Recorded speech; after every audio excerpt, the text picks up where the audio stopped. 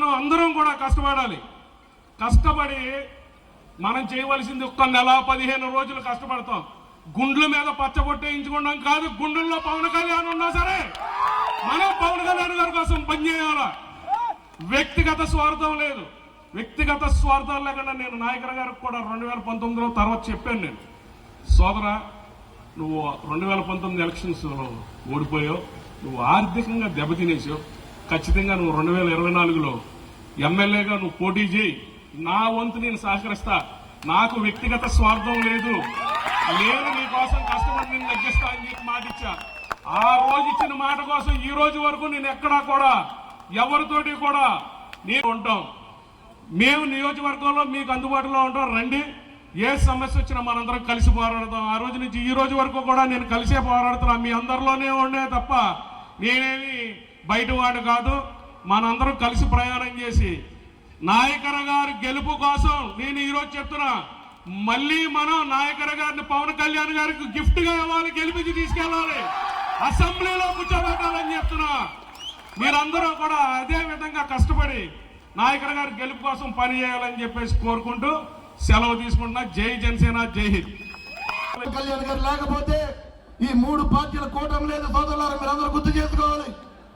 పవన్ కళ్యాణ్ గారి వల్లే ఈ కూటమి ఏర్పడింది.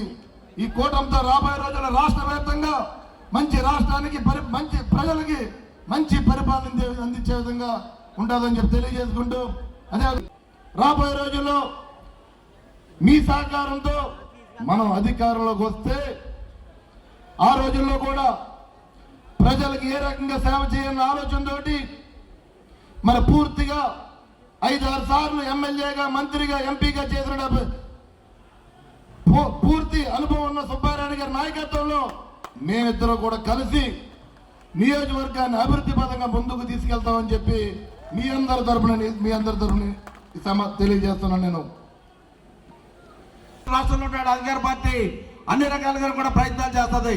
వాటిలన్నింటినీ కూడా తిప్పికొట్టి మీ అధికారం, మీ డబ్బు, మీ మతం ఎందుకు మా కార్యకోటి కూడా సరిపోవాలన్నటువంటి విధంగా మరి కార్యకర్తలందరూ కూడా మరి పట్టుదలగా, దీక్షగా నాయకుడి యొక్క విజయమే మన యొక్క జీవిత జయంగా భావించి మీరందరూ కూడా ముందుకు సాగాలి.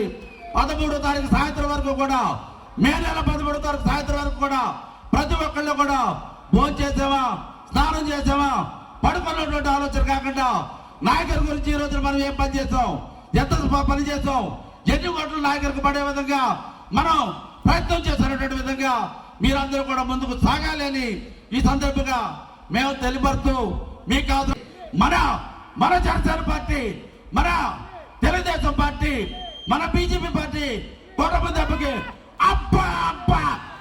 ఆలోచించాలి.